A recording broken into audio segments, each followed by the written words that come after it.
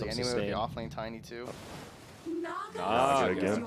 I mean, I like it because you give it. I loved it because you give Fada this interesting hero last game. It's level 3. He's just throwing out some stuns here and there. It's interesting that FNG wasn't the one zoning him out, actually, that it's the Nyx trying to battle it out. But Nyx has the Stout Shield, so I suppose it's alright. Saksa just suicides. Gonna come right back with that full mana and just be tossing people around again. Naga seems like she's having a perfectly fine time in that mid lane. 17 and 4 CS right now. Yeah.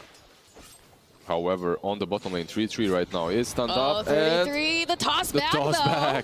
Immersion still chasing after them. They've got a Fairy Fire. They're going to try to use that Thunder Glass. It's going to be Immersion getting the first blood. And that's a huge thing for a position 4, by the way, to run. But Nyx the toss back on Immersion. He has no mana right now. He's trying to run himself out. Does have that Spike Carapace if he needs to pop it. Will use it. Or Spike comes through though.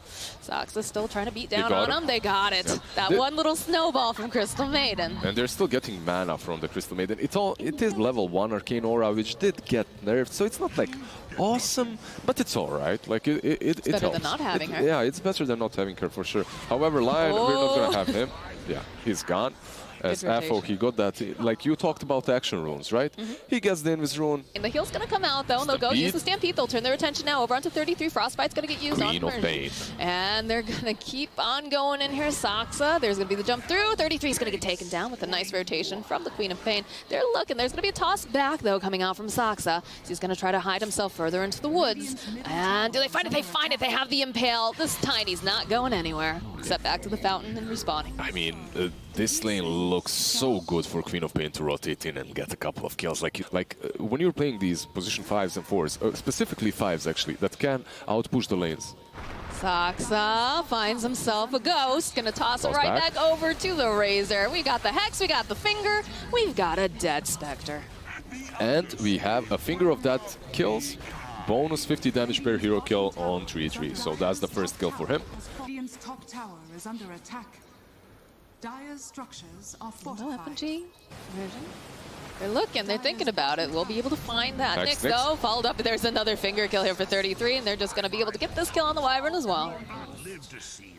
Yeah, the pace at which they blow them up is just way too fast for them to react. Like, yeah, FNG is there, but he can't do anything. Like, it's too fast to even use the Curse or the Cold Embrace or anything.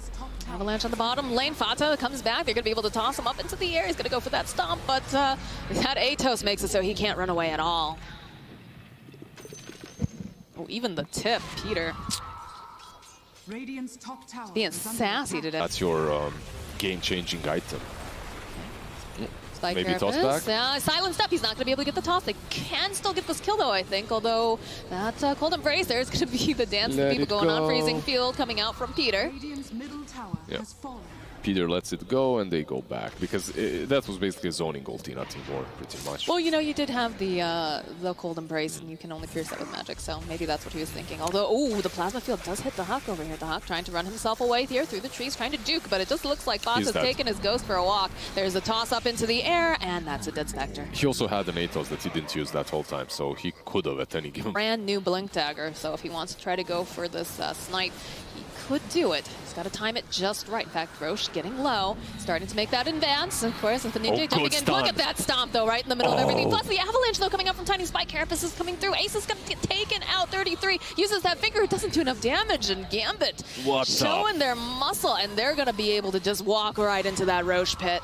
Afterlife is such a godly player when he's given these heroes that are able to make these flashy plays like jump in, get like a 3-man stun. He always makes that happen. Like, he's had a rough time as this Centaur, don't get me wrong. So far, like, they've been just owning him across the map. He didn't look like a Centaur, he looked like a little puppy running across the map, just being kited or put on a leash by Razor, but that 3-man stun right there makes that fight happen. Oh, they're going to turn this back around, though. The signs gets thrown out onto Tiny Fata. He's got that Atos. He's also got that BKBs. He's going to try to chase him down. They've got the Avalanche. Are they going to be able to finish it off? Yes. They'll follow up with a Winter's Curse, though. He's going to get held into place. Crystal Maiden luckily doesn't hit that hard as the Tiny tries to run out. That Sonic Wave going to be able to help clean up, too. They'll get triple 3. Kill. And that's a triple kill. And the tip for PPD. There you go, PPD, remember? Now they're going to try to run out. They had that BKB, but it's already over now on the Razor. They'll use the Frostbite. Vata trying to run himself out. Peter waiting patiently, looking for that opening. They'll be able to find the kill on FNG. Sonic Wave's going to get used, though, and the silence on the Razor. He's got to run himself away. Not going to be able to land that stomp. He's taking a lot of damage from the Spirit Vessel, though, and Ace over here trying to fight it out. We'll be able to take down Vata. There's going to be the Freezing Field being used just as a little bit of a zoning, but again, you've got this Queen of Pain just running around. Lincoln's will get popped, and it looks like she's out. The Hawk still wants Soxa, and they'll be able to go throw out that Avalanche. The jump forward coming out from Alpha. They'll get a song. They need to get out now. With the song, they should be able to get out. There is Afterlife on the sidelines, however. He's still following them. And PPD, yeah, PPD is the one that's in problems, I believe. He's the one left behind. Sometimes it just happens that way.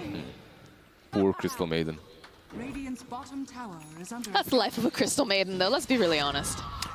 This fight was kind of Open up with that Impale. Immediately the song. I think you bail if you're an IP. Yeah, they're running. You don't want to be fighting on that shrine for sure.